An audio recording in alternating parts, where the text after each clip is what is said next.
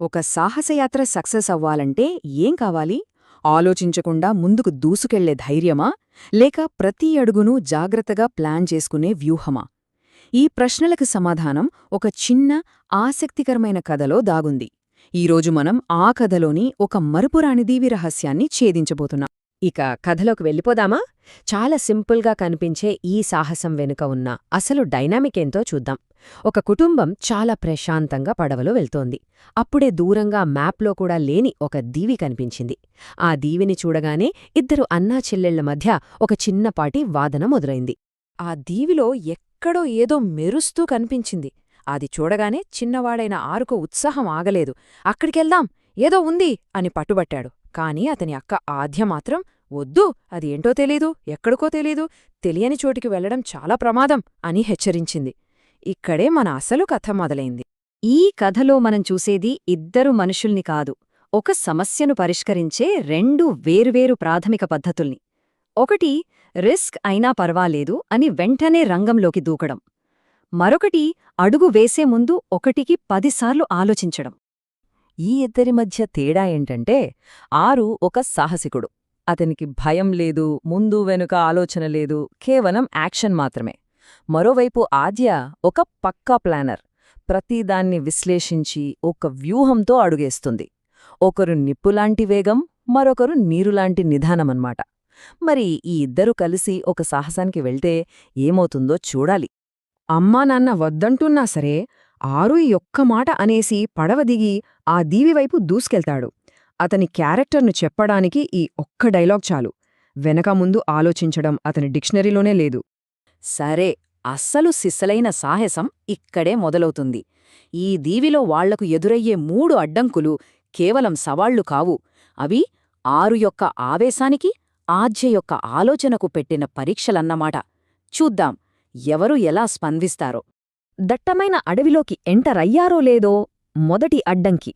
నేలమీద కొన్ని వింత తీగలు వాళ్ల దారికి అడ్డంగా ఉన్నాయి. ఎప్పటిలాగే మన ఆరు ఏమీ పట్టించుకోకుండా ముందుకెళ్లాడు. అంతే, ఆ తీగలు పాముల్లా అతని కాళ్లకు చుట్టుకుపోయాయి. అతను ఎంత విడిపించుకోడానికి ప్రయత్నిస్తే అవి అంత గట్టిగా బిగుసుకుంటున్నాయి. చూశారా, ఆరు తొందరపాటు అతన్ని మొదటి ప్రమాదంలోకి నెట్టేసింది. కాని ఆద్య, ఆమె అస్సలు కంగారు పడలేదు. పరిస్థితిని ఒక్క క్షణం అంచనా వేసింది. అవి స్పర్శకు స్పందించే మొక్కలని వెంటనే గ్రహించింది. ఆరు అస్సలు కదలకు అని గట్టిగా చెప్పి తన సర్వైవల్ కిట్ నుండి చిన్న కత్తెర తీసి ఊపిరి బిగబట్టి ఒక్కో తీగను చాలా నెమ్మదిగా కత్తిరించింది. ఇక్కడ ఆవేశం కాదు, ఆలోచన గెలిచింది. మొదటి గండం గడిచింది.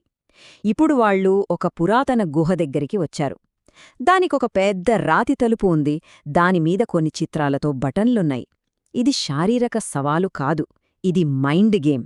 ఆ తలుపు చూడగానే ఆరుకి మళ్లీ తన పాత బుద్ధి గుర్తొచ్చింది. అన్ని బటన్లు ఒకేసారి నొక్కేస్తా, ఏదో ఒకటి వర్కౌట్ అవుతుందిగా అంటూ ముందుకు వెళ్లాడు. కాని అలా చేస్తే ఏదైనా ప్రమాదకరమైన ఉచ్చు యాక్టివేట్ అయ్యే ప్రమాదముంది. వెంటనే ఆద్య అతన్ని ఆపింది. ఆ బటన్ల మీద ఉన్న గుర్తుల్ని కాసేపు గమనించింది.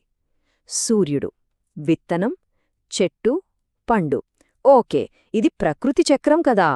ఆ లాజిక్ను పట్టుకుని సరైన ఆర్డర్లో బటన్లను నొక్కింది.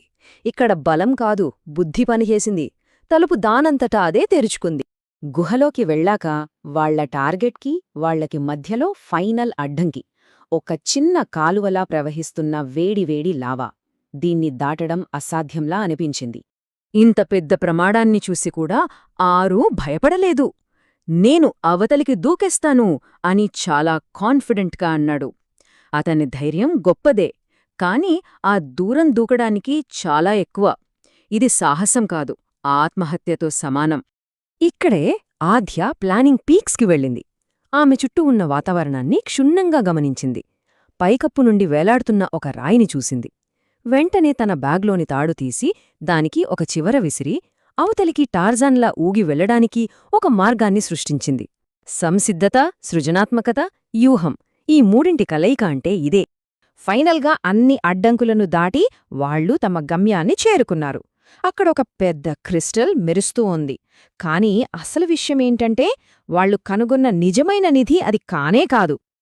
ఆ క్రిస్టల్ను పట్టుకోగానే ఆరు గర్వంగా అన్నాడు, చూశావా, నా సాహసం వల్లే మనం గెలిచాం. అతని దృష్టిలో ఆ విక్టరీ క్రెడిట్ అంతా తనదే. తన ధైర్యమే వాళ్ళను గెలిపించిందని అనుకున్నాడు. సో ఈ కథ మనకేం చెబుతోంది? చాలా సింపుల్. భాగస్వామ్యం యొక్క శక్తి గురించి. ధైర్యం, ప్రణాళిక ఈ రెండూ కలిసినప్పుడు మాత్రమే అసలైన విజయం సాధ్యమవుతుంది.